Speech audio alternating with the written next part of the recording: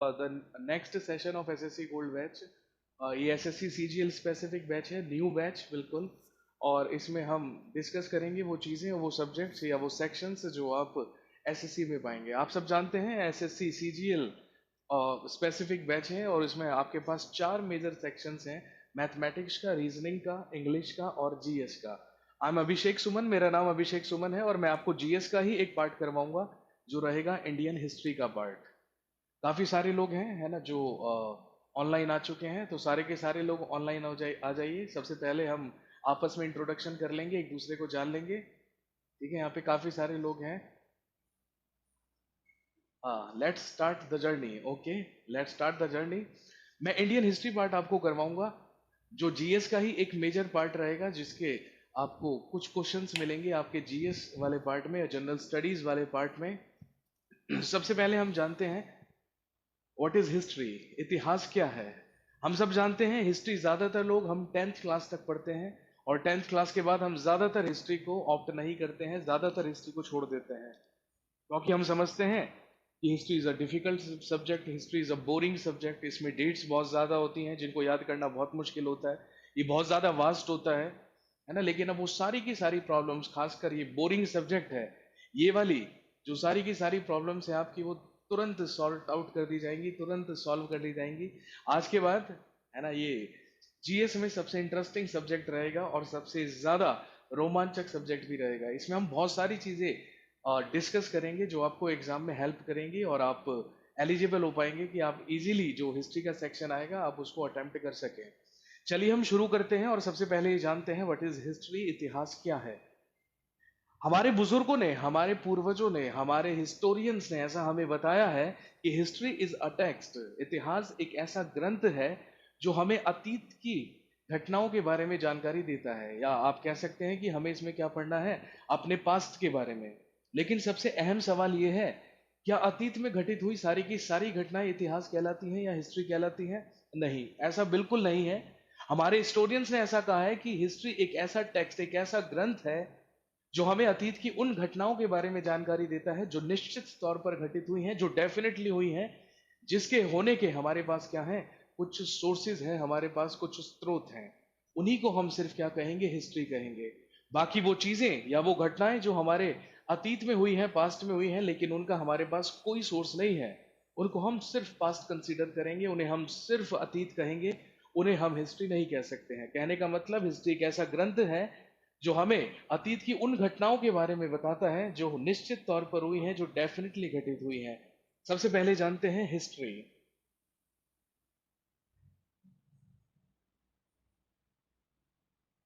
ये जो वर्ड है हिस्ट्री, ये एक ग्रीक वर्ड से बना है। There is a Greek word जो है हिस्टोरिका, सॉरी, जो है हिस्टोरिया। जो हिस्ट्री है ये हिस्टोरिया शब्द से बना है। Historia is a Greek word, एक यूनानी शब्द है हिस्टोरिया, और हिस्टोरिया का मतलब होता है द इंफॉर्मेशन और the knowledge gathered by the investigation. Investigation करके, छानबीन करके हमें जो भी नॉलेज मिली है, जो भी जानकारी मिली है, उसी को तो हम यूनानी भाषा में क्या कहते हैं, हिस्टोरिया कहते हैं। और इसी हिस्टोरिया शब्द से डिराइव हुआ है हिस्ट्री शब्द। एक यूनानी व्यक्ति ही था, एक ग्रीक पर्सन ही था, जिसका नाम था हेरोडोटस। और इसी हेरोडोटस नाम के व्यक्ति ने सबसे पहले एक पुस्तक लिखकर, एक बुक लिखकर, जिसका नाम था हिस्टोरिका, पास्ट में हुई इवेंट्स के बारे में जानकारी दी थी, या अतीत में हुई घटनाओं के बारे में बताया था। और क्योंकि ये काम सबसे पहले किसने किया था, हेरोडोटस ने किया था, इसीलिए हम हेरोडोटस को ही क्या कहते हैं, फादर ऑफ हिस्ट्री। यही कहलाता है इतिहास का पिता। हेरोडोटस को ही फादर ऑफ हिस्ट्री या इतिहास का पिता कहा जाता है, क्योंकि इसी ने सबसे पहले एक पुस्तक हिस्टोरिका लिखकर अतीत में हुई घटनाओं के बारे में जानकारी दी थी। लेकिन हम हिस्ट्री किन इवेंट्स को या किन घटनाओं को कहेंगे, ये सबसे पहले जानते हैं। हिस्ट्री केवल हम उन्हीं घटनाओं को कहेंगे जिनके हमारे पास क्या है, सोर्सेज या स्रोत। और ये जो सोर्सेज हैं, ये हमारे पास तीन प्रकार के या तीन टाइप्स के हो सकते हैं, जिसमें सबसे पहले होते हैं आर्कियोलॉजिकल सोर्सेज, जिन्हें आप हिंदी में कह सकते हैं पुरातात्विक स्रोत। और आर्कियोलॉजिकल सोर्सेज में हम किन किन चीजों को मेंशन कर सकते हैं, इसमें आप मेंशन कर सकते हैं इंस्क्रिप्शंस, जिन्हें हिंदी में क्या कहा जाता है, अभिलेख।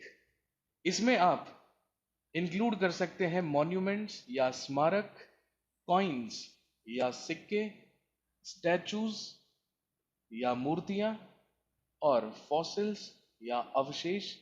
ये सारी की सारी चीजें क्या कहलाती हैं, आर्कियोलॉजिकल सोर्सेज। कहने का मतलब अगर पास्ट में कोई भी घटना घटित हुई और उस घटना के घटित होने के हमारे पास आर्कियोलॉजिकल सोर्सेज हैं, तो हम उसको क्या कह सकते हैं, हिस्ट्री कह सकते हैं। Let's take an example. Bharat में सबसे पुराने इंस्क्रिप्शन, सबसे पुराने अभिलेख अशोक के अभिलेख हैं, और अशोक के अभिलेखों को ही पढ़ के हमें अशोक के बारे में जानकारी मिली है, और ये पता चला है कि उसने अपने रूलिंग पीरियड में क्या क्या इंपॉर्टेंट काम करवाए, या उसका जो शासन था उसने किस तरीके से चलाया। कहने का मतलब ये अशोक के होने का एक आर्कियोलॉजिकल सोर्स है। मॉन्यूमेंट्स में we have many examples, just like red fort of Delhi, Delhi का लाल किला। दिल्ली का लाल किला हमें बताता है कि इसका निर्माण मुगल एम्परर शाहजहां ने 1638 से 1648 के बीच करवाया, और इसमें शाहजहां से लेकर बहादुर शाह जफर तक सारे के सारे मुगल एम्परर्स ने क्या किया, रूल किया, शासन किया। समुद्रगुप्त के सिक्कों से ही हमें ये जानकारी मिली कि Samudragupta was a Veena player, वो एक वीणा वादक था, और वीणा ही भारत का सबसे पुराना म्यूजिकल इंस्ट्रूमेंट भी है, सबसे पुराना वाद्य यंत्र भी है। इसी के अलावा स्टैचूज और वो अवशेष, वो फॉसिल्स जो हमें मिली है, ये सब क्या कहलाते हैं, इतिहास के आर्कियोलॉजिकल सोर्सेज।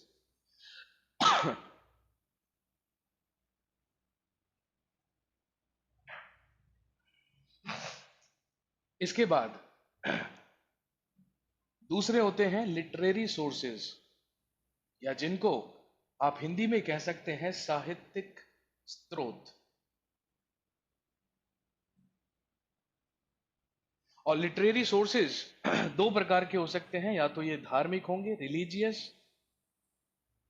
या फिर ये गैर धार्मिक होंगे, नॉन रिलीजियस। रिलीजियस में we have an number of examples, Ramayana, Mahabharata, और ऋग्वेदा, सामवेदा, यजुर्वेदा, अथर्ववेदा, बौद्ध ग्रंथ, जैन ग्रंथ। ये सारे के सारे वो रिलीजियस लिटरेरी सोर्सेज हैं, जिन्होंने हमें अतीत में हुई घटनाओं के बारे में जानकारी दी है। और नॉन रिलीजियस की बात करें तो हमारे पास चाणक्य का अर्थशास्त्र है, मैगस्थनीज की इंडिका है, पतंजलि का महाभाष्य है, विशाख दत्त का मुद्रा राक्षस है, भद्रबाहु का कल्पसूत्र है, कालिदास का अभिज्ञान शाकुंतलम है, विष्णु शर्मा का पंचतंत्र है। ये सारे के सारे वो नॉन रिलीजियस सोर्सेज हैं, जिनसे हमें इतिहास के बारे में जानकारी मिलती है। और तीसरा सोर्स होता है डिस्क्रिप्शन ऑफ फॉरेनर ट्रैवलर्स, या विदेशी यात्रियों का विवरण।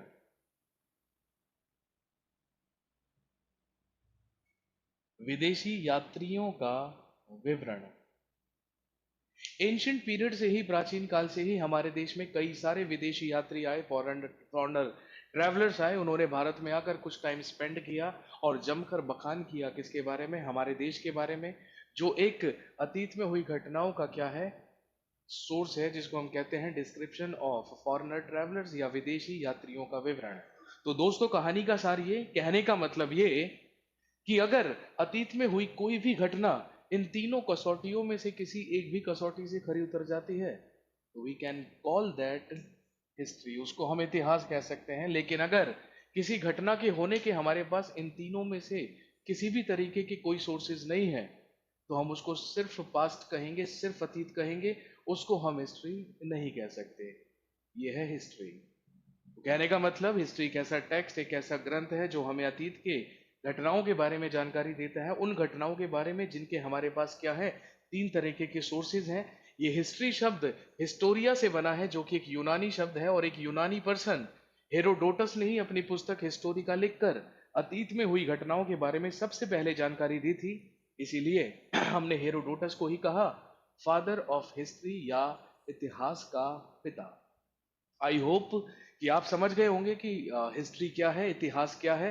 अब हम समझेंगे इंडियन हिस्ट्री क्या है, क्योंकि हमारे सिलेबस में हमारे पास पढ़ने के लिए सिर्फ क्या है, इंडियन हिस्ट्री या भारतीय इतिहास। मेरे पास कुछ क्वेश्चंस आ रहे हैं, जैसे नीलेश कुमार चंद्राकर पूछ रहे हैं सर स्टेट पीएससी प्रीलिम्स भी सेम सिलेबस होगा? डेफिनेटली होगा।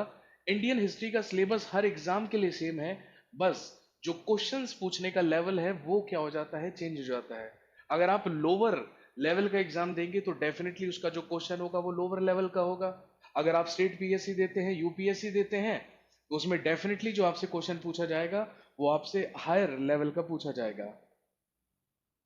World history, sorry world history हमारे सिलेबस में नहीं है। अगर आप किसी भी लेवल का एग्जाम देते हैं तो उसमें वर्ल्ड हिस्ट्री नहीं पूछी जाती है। और एसएससी स्पेसिफिक बैच है, एसएससी में वर्ल्ड हिस्ट्री हमारे सिलेबस में नहीं है। We have to just deal with the Indian history part जो आपको जीएस में कवर करना है।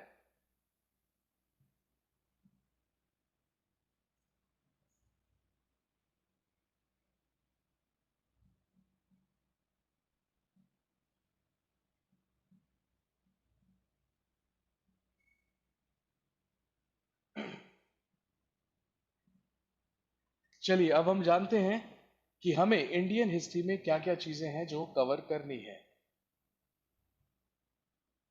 इंडियन हिस्ट्री या भारतीय इतिहास,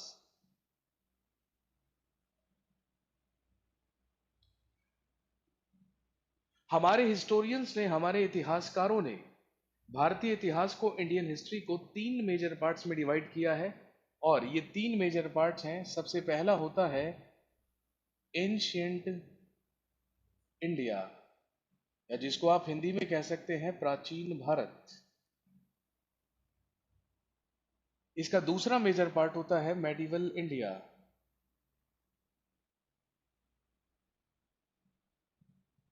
या मध्यकालीन भारत।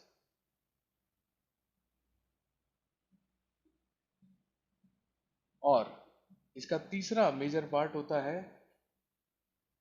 मॉडर्न इंडिया या आधुनिक भारत।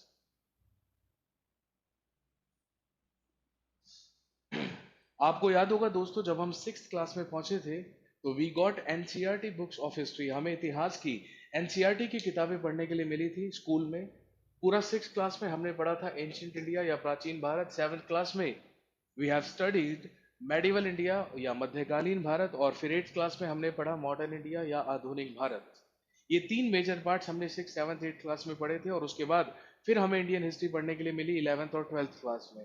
लेकिन हम यही कंसीडर कर रहे हैं कि ज्यादातर लोगों ने टेंथ क्लास तक ही हिस्ट्री पढ़ी हुई है। इन तीन मेजर पार्ट्स में हिस्ट्री को डिवाइड किया गया है। और अगर हम बात करें इन तीनों मेजर पार्ट्स में सबसे ज्यादा लंबा पीरियड या सबसे ज्यादा लंबा काल किस पार्ट का रहा, तो वो डेफिनेटली किसका रहा, एंशियंट इंडिया का। क्योंकि इन तीनों में सबसे लंबा पार्ट एंशियंट इंडिया का है, इसीलिए एंशियंट इंडिया को फर्दर डिवाइड किया गया है तीन मेजर पार्ट्स में, जिसमें सबसे पहला पार्ट होता है pre historic period. Pre historic period, या जिसको आप हिंदी में कह सकते हैं प्रागैतिहासिक काल।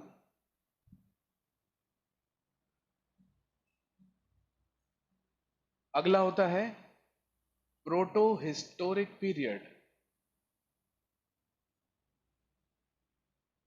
या हिंदी में यह कहलाता है आद्य ऐतिहासिक काल।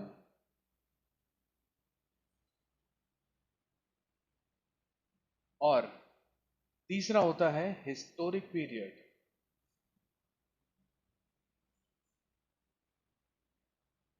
या ऐतिहासिक काल।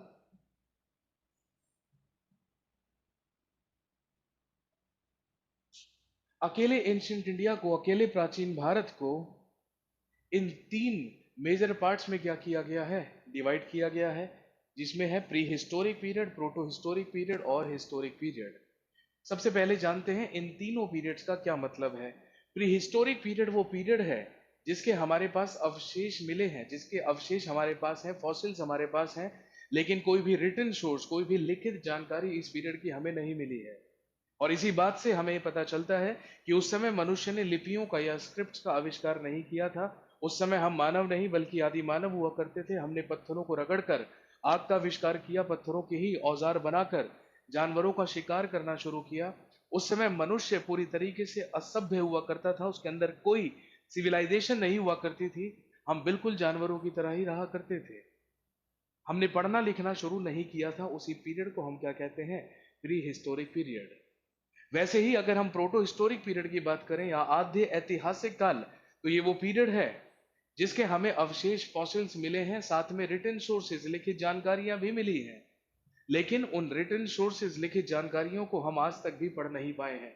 वो अभी तक भी अनआइडेंटिफाइड है, क्योंकि हमारे इतिहासकारों का ऐसा मत है कि मनुष्य के अंदर सभ्यता तो आ चुकी थी, वो सिविलाइज तो हो चुका था, उसने कुछ लिपियों स्क्रिप्ट्स का आविष्कार तो कर लिया था, लेकिन उन लिपियों में कुछ अक्षर अल्फाबेट्स नहीं हुआ करते थे, बल्कि पिक्टोग्राफ्स हुआ करते थे। वो एक भाव चित्रात्मक लिपि हुआ करती थी, जो पिक्टोग्राफ्स या चित्र बना बना कर लिखी जाती थी। इसीलिए आज तक भी हम उसको डिकोड नहीं कर पाए और नहीं समझ पाए कि लोगों ने क्या कन्वे करने की कोशिश की थी। उसी पीरियड को हम कहते हैं आद्य ऐतिहासिक काल या प्रोटो हिस्टोरिक पीरियड। इसके बाद हिस्टोरिक पीरियड, ऐतिहासिक काल, ये वो समय है, ये वो पीरियड है जिसके हमारे पास फॉसिल्स भी हैं, अवशेष भी हैं, और साथ में रिटन सोर्सेज लिखित जानकारियां भी हैं। और जितनी भी लिखित जानकारियां हमें मिली हैं, उन सबको हमने पढ़ने में भी सफलता हासिल कर ली है। वही पीरियड कहलाता है हिस्टोरिक पीरियड। इन तीन मेजर पार्ट्स में डिवाइडेड है अकेला प्राचीन भारत या एंशिएंट इंडिया। अगर इन तीनों पीरियड्स को कंपेयर करें और ये जाने कि इन तीनों पीरियड में सबसे लंबा पीरियड कौन सा रहा होगा, तो डेफिनेटली वो था प्री हिस्टोरिक पीरियड या प्रागैतिहासिक काल। इसीलिए pre historic period is further divided into two ages. इसीलिए इसको हमने फिर से दो एजेस में क्या कर दिया है, डिवाइड कर दिया है। सबसे पहला कहलाता है स्टोन एज, या जिसको आप हिंदी में कह सकते हैं पाषाण युग, और दूसरा कहलाता है कॉपर एज या ताम्र युग। नाम से ही पता चल रहा है स्टोन एज वो एज है जिसमें मनुष्य केवल पाषाणों का या पत्थरों का इस्तेमाल किया करता था, स्टोन्स का इस्तेमाल किया करता था। और धीरे धीरे जैसे जैसे मनुष्य की डेवलपमेंट हुई, तो उसने अपने लिए सबसे पहली मेटल इन्वेंट की, विच वॉज कॉपर। और जैसे ही कॉपर का आविष्कार हुआ, हम प्रवेश कर गए किसमें? कॉपर एज में या ताम्र युग में। लेकिन अगर इन दोनों को कंपेयर करें, है ना, तो ज्यादा लंबा पीरियड डेफिनेटली किसका रहा? स्टोन एज का या पाषाण युग का। इसीलिए हमने स्टोन एज को, पाषाण युग को फर्दर तीन मेजर पार्ट्स में क्या किया है? डिवाइड किया है, जिसमें सबसे पहला पीरियड कहलाता है पैलियोलिथिक पीरियड, जिसको आप हिंदी में कह सकते हैं पुरा पाषाण काल।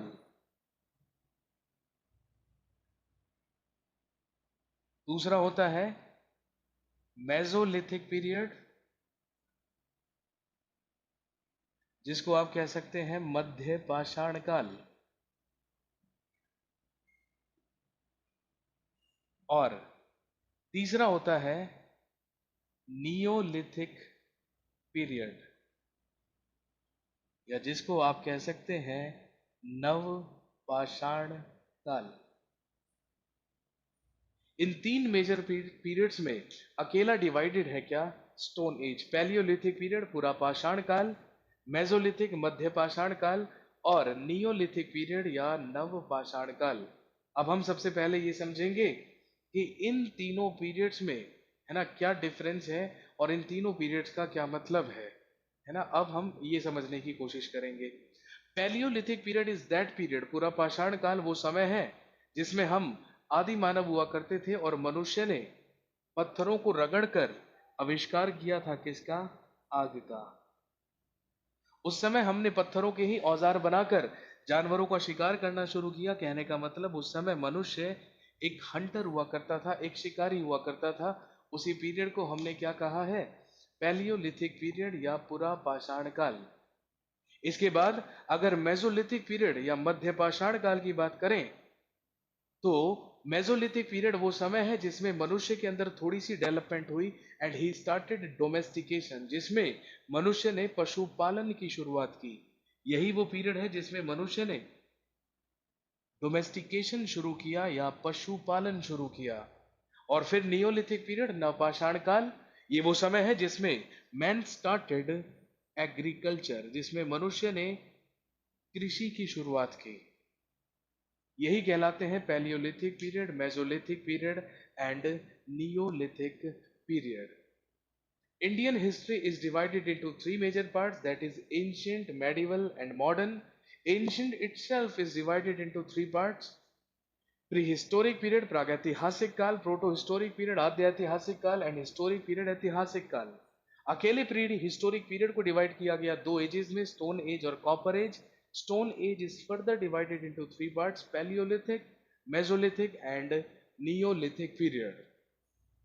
मेरे पास है ना कुछ सवाल आ रहे हैं, इंग्लिश वाले बैच में कब आओगे सर? डेफिनेटली मेरा इंग्लिश मीडियम का जो है क्लास, उसमें मैं डेफिनेटली लूंगा क्लास। और रीजनिंग से रिलेटेड कुछ आपके पास क्वेरीज हैं? Duration of history please. आपके जो आपने मॉड्यूल है ना जो आप ज्वाइन करेंगे, उसमें सारे के सारे सेक्शंस का जो ड्यूरेशन है वो आपको मेंशन किया होगा।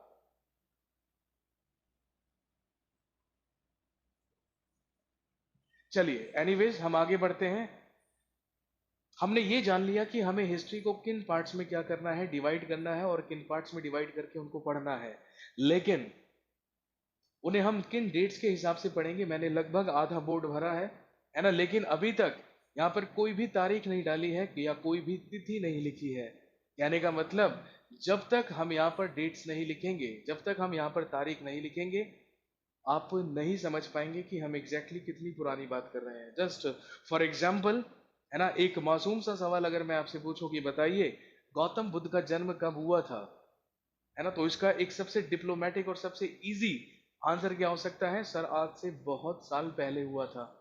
लेकिन आज से बहुत साल पहले से हम किसी भी निष्कर्ष पर नहीं पहुंच पाएंगे, किसी भी कंक्लूजन पर नहीं पहुंच पाएंगे, क्योंकि एग्जैक्टली हम नहीं समझ पाएंगे कि हम कितनी पुरानी बात कर रहे हैं। लेकिन इसी क्वेश्चन का एक और आंसर भी हो सकता है कि Gautam Buddha was born in 563 BC in Lumbini Kapilvastu, Nepal. Gautam Buddha का जन्म 563 ईसा पूर्व में नेपाल के कपिलवस्तु के लुम्बिनी नामक ग्राम में हुआ। तो यही दोस्तों इंपॉर्टेंस है डेट्स की हिस्ट्री में, कि जब तक हम यहाँ पर तिथियां नहीं लिखेंगे, डेट्स नहीं लिखेंगे, तब तक हिस्ट्री को समझ पाना क्या होगा, बेहद मुश्किल होगा। इसीलिए हम जानते हैं कि हम हिस्ट्री में डेट्स का इस्तेमाल या तारीखों का इस्तेमाल कैसे करेंगे। किसी ने मेरे को लिख के भेजा है, पिंटू कुमार जी लिखकर भेज रहे हैं 663 BC. It's not 663 BC, it's 563 BC. चलिए हम सबसे पहले हम समझते हैं कि हम तिथियों का इस्तेमाल किस प्रकार से करेंगे। हम सब जानते हैं अभी 2018 चल रहा है, दिस इज 2018 ईयर। और अगर हम बात करें कि अगर अभी 2018 चल रहा है तो ये किस कैलेंडर के हिसाब से चल रहा है, तो हम सब जानते हैं दिस इज ग्रेगोरियन कैलेंडर। ये ग्रेगोरियन कैलेंडर के हिसाब से अभी क्या चल रहा है, 2018। और ये जो ग्रेगोरियन कैलेंडर है, ये ईसाइयों के द्वारा बनाया गया है, जो किस पर आधारित है? बर्थ ऑफ जीसस क्राइस्ट या जीसस क्राइस्ट के जन्म पर आधारित है। या हम ये कह सकते हैं कि जब जीसस क्राइस्ट का जन्म हुआ, बस तभी से ग्रेगोरियन कैलेंडर क्या शुरू हुआ है, स्टार्ट हुआ है। अगर अभी 2018 है तो डेफिनेटली कभी 1000 भी रहा होगा, कभी 500 भी रहा होगा, कभी 100 भी रहा होगा, और कभी 0। कहने का मतलब यही 0 वो समय है जब जन्म हुआ था किसका? जीसस क्राइस्ट का। लेकिन क्या जीसस क्राइस्ट के जन्म से पहले दुनिया नहीं थी? बिल्कुल थी। लोग नहीं थे? बिल्कुल थे। सिविलाइजेशन नहीं थी? बिल्कुल थी। डायनेस्टीज, राजवंश नहीं थे? बिल्कुल थे। बस वही घटना जो जीसस क्राइस्ट के जन्म से पहले हुई थी, उसी को हम डिनोट करते हैं किससे? बीसी से, जिसका मतलब होता है बिफोर क्राइस्ट, जिसको आप हिंदी में क्या लिख सकते हैं? ईसा पूर्व। ईसा मसीह के जन्म से पहले की घटनाएं कहलाती हैं ईसा पूर्व या बिफोर क्राइस्ट, और ईसा मसीह के जन्म के बाद की घटनाएं कहलाती हैं एडी, जिसको आप कह सकते हैं एनो डोमिनी। एडी का मतलब है anno domini, which is a Latin word, जो एक लैटिन भाषा का शब्द है। और लैटिन में ही एनो डोमिनी का मतलब है the year in which lord Christ was born. जिस साल ईसा मसीह का जन्म हुआ उसी को हमने पहला साल माना, उसके बाद 2, उसके बाद 3, और उसके बाद 100, 500, 1000, और अब हम पहुंच चुके हैं 2018 में। कहने का मतलब जीसस क्राइस्ट के जन्म के बाद के पीरियड को आप कह सकते हैं सीई, कॉमन एरा। और इसको हिंदी में आप क्या लिख सकते हैं, ईसवी लिख सकते हैं।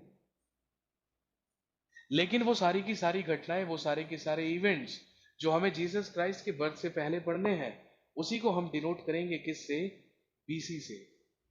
कहने का मतलब ईसा मसीह के जन्म से 100 साल पहले, ईसा मसीह के जन्म से 500 साल पहले, ईसा मसीह के जन्म से 1000 साल पहले, ईसा मसीह के जन्म से 2500 साल पहले, ईसा मसीह के जन्म से अनिश्चित काल साल पहले या इनफाइनाइट ईयर्स पहले। तो आप कह सकते हैं कि जो इंडियन हिस्ट्री है, जो भारतीय इतिहास है, वो ईसा मसीह के जन्म से इनफाइनाइट ईयर्स पहले ही शुरू हो जाएगा।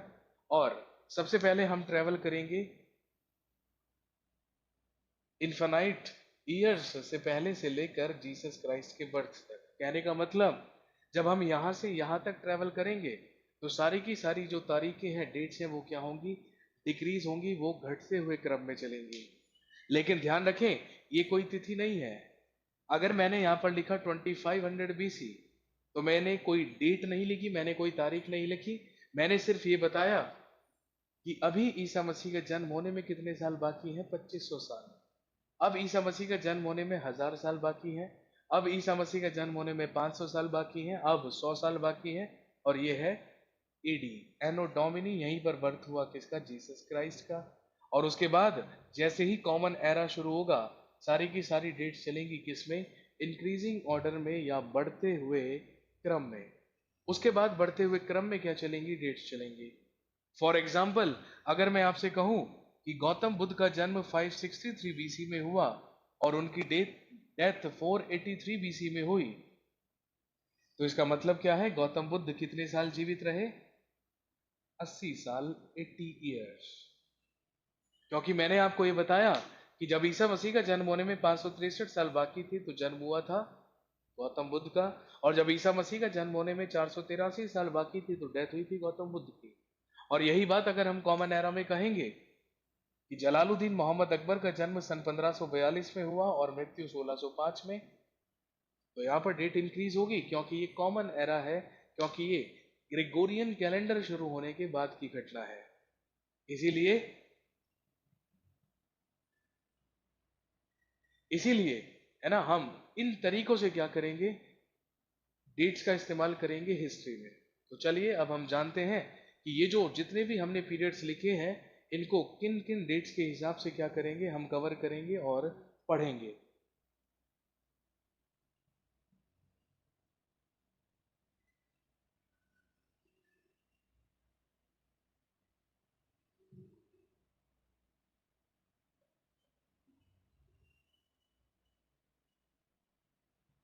यहाँ पर हमने जितने भी पीरियड लिखे हैं, इनमें सबसे पुराना जो पीरियड है वो कौन सा है, पैलियोलिथिक पीरियड या पुरा पाषाण काल।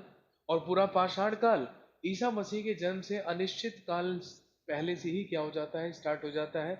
और हमारे इतिहासकार अप्रोक्सीमेट डेट लेते हैं और कहते हैं कि 5 लाख बीसी से लेकर 8000 बीसी तक का ही जो पीरियड है उसको हम क्या कहते हैं, पैलियोलिथिक पीरियड या पुरा पाषाण काल। इसके बाद मेसोलिथिक पीरियड, वो पीरियड है जो पीरियड है 8000 बीसी से लेकर 4000 बीसी तक का। 8000 बीसी से लेकर 4000 बीसी तक का पीरियड कहलाता है मेसोलिथिक पीरियड। और उसके बाद नव पाषाण काल या नियोलिथिक पीरियड को हम कंसीडर करते हैं 4000 बीसी से लेकर लगभग 2500 बीसी तक का पीरियड। इन 3 मेजर पार्ट्स में अकेली डिवाइडेड है क्या, स्टोन एज या हमारा पाषाण युग। 5 लाख BC से 8 हजार BC तक का मतलब हुआ, ये कितने साल हुए? 4,92,000 साल। 8 हजार BC से 4 हजार BC तक का पीरियड, ये 4 हजार साल हुए। और फिर 4 हजार BC से 2500 BC तक का पीरियड, ये कितने साल होते हैं? 1,500 साल। लेकिन दोस्तों ध्यान रखेंगे, जब हम नियोलिथिक पीरियड की लास्ट स्टेज में थे और जब ईसा मसीह का जन्म होने में केवल बचे थे लगभग 3,000 साल, तो मनुष्य ने एक महत्वपूर्ण उपलब्धि हासिल की एंड ही इन्वेंटेड कॉपर। उसने तांबे का आविष्कार कर लिया और बस जैसे ही तांबे का आविष्कार हुआ हम प्रवेश कर गए कॉपर एज में, जो लगभग पीरियड है 3,000 BC से लेकर 2,000 BC तक का पीरियड। कहने का मतलब नियोलिथिक पीरियड में ही या लेटर नियोलिथिक पीरियड में ही आविष्कार हुआ था किसका? तांबे का या कॉपर का। और वहीं से क्या शुरू हो जाती है? कॉपर एज शुरू हो जाती है। इसके बाद जैसे ही हम पहुंचे 2500 BC में, या हम कह सकते हैं कि जब ईसा मसीह का जन्म होने में 2500 साल बाकी थे, तो मनुष्य ने एक महत्वपूर्ण उपलब्धि हासिल की। हमने इन्वेंट कर लिया किसको? स्क्रिप्ट्स को या लिपियों को। और मनुष्य ने स्क्रिप्ट्स या लिपियां लिखनी शुरू कर दी। और जैसी ही लिपियां लिखनी शुरू की तो हम प्री हिस्टोरिक पीरियड से किस पीरियड में पहुंच गए? प्रोटो हिस्टोरिक पीरियड में। और इसी प्रोटो हिस्टोरिक पीरियड में हम डिस्कस करेंगे अपने देश की दो सबसे पहली सिविलाइजेशंस के बारे में, क्योंकि मनुष्य के अंदर सभ्यता आ चुकी थी, वो सिविलाइज्ड हो चुका था। और हमारे देश की सबसे पहली सभ्यता जो हम पढ़ेंगे वो होगी इंडस वैली सिविलाइजेशन,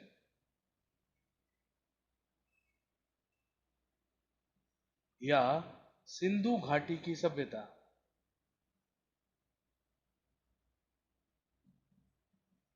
जो पीरियड है 2500 BC से लेकर लगभग 1750 BC तक का पीरियड, इसी को हमने क्या कहा है? इंडस वैली सिविलाइजेशन या सिंधु घाटी की सभ्यता, जो लगभग 750 साल तक चली। और 1750 BC के लगभग बाढ़ आ जाने की वजह से ये पूरी की पूरी सिविलाइजेशन सभ्यता समाप्त हुई। और इसी के 250 साल के बाद फिर हम दूसरी सभ्यता के बारे में पढ़ेंगे जो कहलाती है वैदिक सिविलाइजेशन या वैदिक सभ्यता।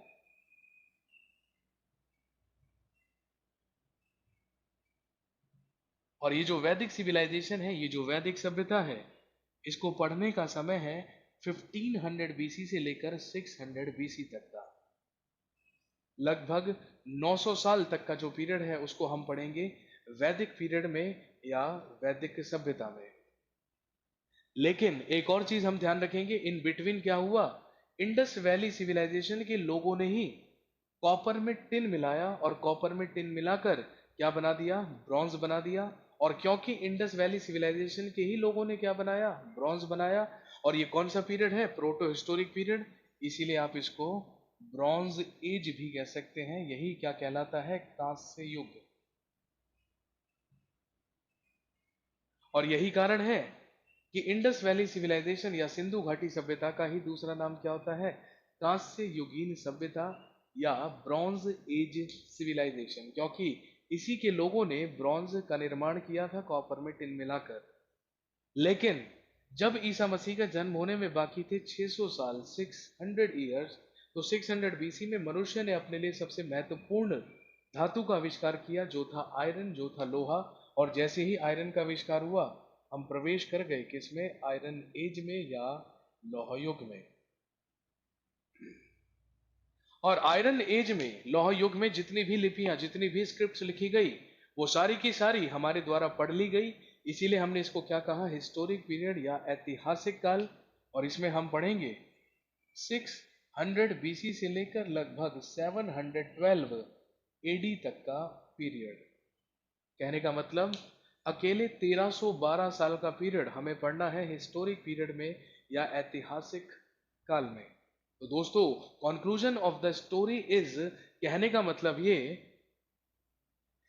कि पैलियोलिथिक पीरियड से लेकर या 5 लाख BC से लेकर 712 AD तक का पीरियड हम सिर्फ किस में कवर करेंगे? एंशिएंट इंडिया में या प्राचीन भारत में। और नीतीश पवार जी पूछ रहे हैं सेंचुरी का कॉन्सेप्ट बताओ सर। है ना, सेंचुरी का मतलब होता है ना 100 ईयर्स को ही हम क्या कहते हैं? सेंचुरी कहते हैं या शताब्दी कहते हैं। अगर अभी हम 2018 में हैं तो इसका मतलब ये 21st सेंचुरी है। ठीक है, और जैसे ही कैलेंडर शुरू होता है ना, वैसे ही क्या शुरू हो जाती है, फर्स्ट सेंचुरी शुरू हो जाती है। क्योंकि ईसा मसीह के जन्म के बाद की हम जितनी भी घटनाएं पढ़ेंगे वही क्या कहलाएंगी, फर्स्ट सेंचुरी कहलाएंगी। और जैसे ही 100वें साल के बाद हम 101वें साल में प्रवेश करेंगे, वो सेकंड सेंचुरी शुरू हो जाएगी।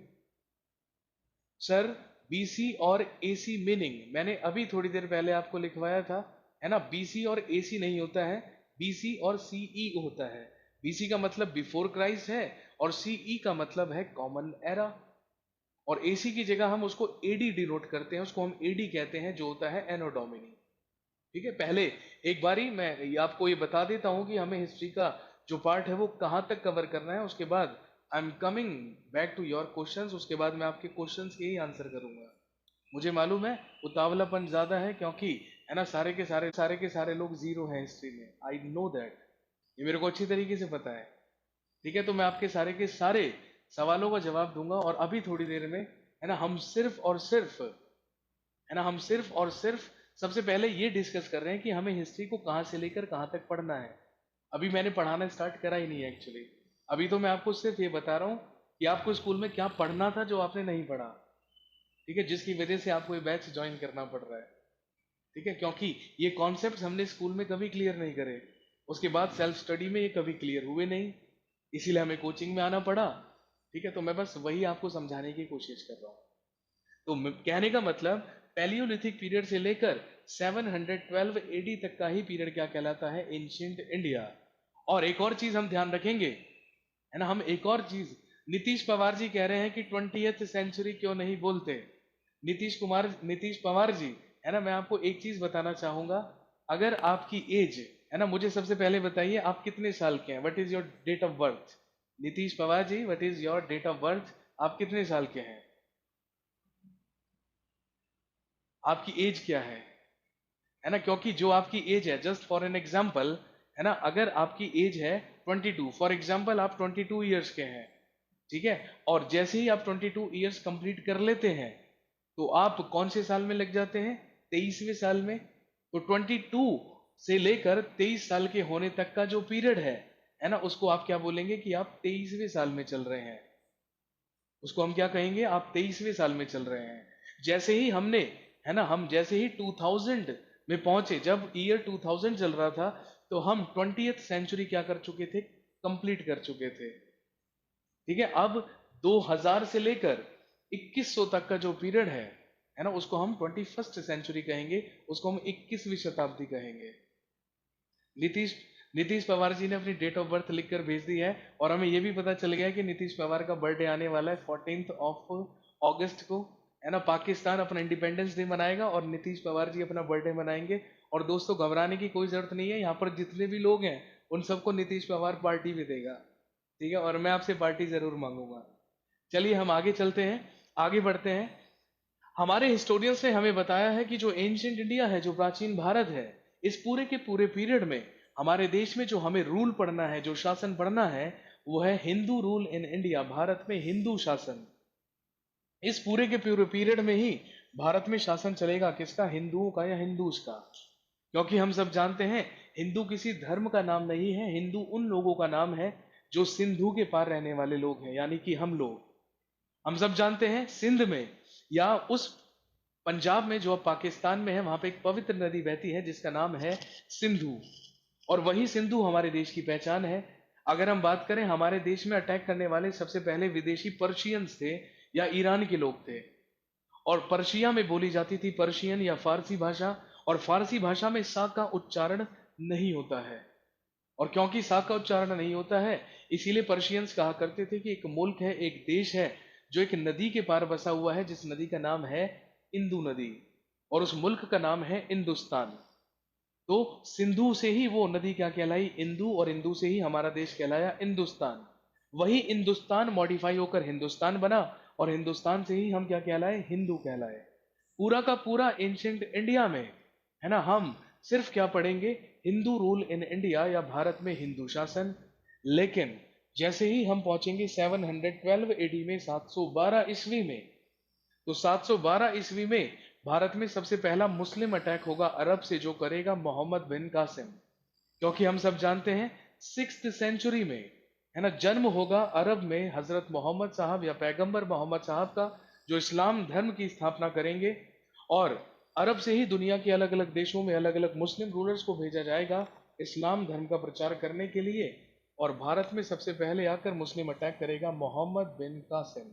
और मोहम्मद बिन कासिम के आने से लेकर 1707 तक का पीरियड जो है, हम वो उसको पढ़ेंगे मेडिवल इंडिया में या मध्यकालीन भारत में। 712 से इसलिए पढ़ेंगे क्योंकि मोहम्मद बिन कासिम सबसे पहला मुसलमान था जिसने भारत में आक्रमण किया था, वो 712 में आया था भारत। और 707 तक इसलिए पढ़ेंगे क्योंकि मुगल एम्परर औरंगजेब की डेथ ही कब हुई थी? 1707 में। 712 से 1707 तक का पीरियड कहलाता है मेडिवल इंडिया, मध्यकालीन भारत। और इस पूरे मेडिवल इंडिया में हम पढ़ेंगे मुस्लिम रूल इन इंडिया, भारत में मुस्लिम शासन। और उसके बाद 1707 से लेकर 1947 के पार्ट को ही हमने क्या कहा है? मॉडर्न इंडिया, जो दो पार्ट्स में डिवाइडेड है। 1707 से लेकर 1857 तक, ये 150 साल का पीरियड। इस 150 साल के पीरियड में हम पढ़ेंगे डाउनफॉल ऑफ मुगल्स, मुगलों का पतन, और राइज ऑफ ब्रिटिशर्स, अंग्रेजों का उत्कर्ष। 1857 में हम अंग्रेजों के खिलाफ क्या करेंगे? एक विद्रोह, एक रिबेलियन करेंगे।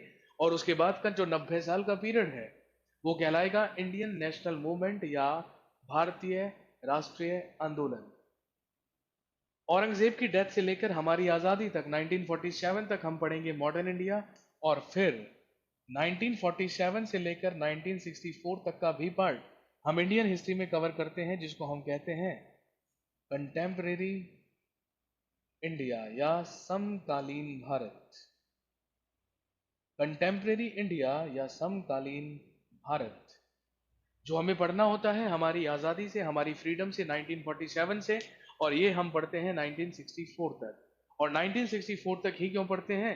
क्योंकि 1964 में ही डेथ हुई थी पंडित जवाहरलाल नेहरू की। Pandit Jawaharlal Nehru was died in 1964। तो कहने का मतलब दोस्तों, पैलियोलिथिक पीरियड से लेकर पंडित जवाहरलाल नेहरू तक की मृत्यु 1964 तक का ही जो पीरियड है वो कहलाता है इंडियन हिस्ट्री या भारतीय इतिहास। 1964 के बाद की जो घटनाएं हैं वो पास्ट हो चुकी हैं, अतीत हो चुकी हैं, लेकिन उन्हें अभी हिस्ट्री डिक्लेयर नहीं किया गया है। तो जब तक हमारी गवर्नमेंट उसे हिस्ट्री डिक्लेयर नहीं करेगी तब तक हम हिस्ट्री में सिर्फ कहां तक का पढ़ेंगे? 1964 तक का। Hindu rule in ancient India, Muslim rule in medieval India, और ब्रिटिश रूल हमें पढ़ना होगा किसमें? मॉडर्न इंडिया में, आधुनिक भारत में। तो ये है आपका सिलेबस जो हम इंडियन हिस्ट्री में क्या करेंगे? कवर करेंगे। अब मैं फटाफट से आपके क्वेश्चंस है ना देखता हूं, और फिर उसके बाद हम ब्रेक लेंगे और उसके बाद स्टार्ट करेंगे नेक्स्ट। चलिए।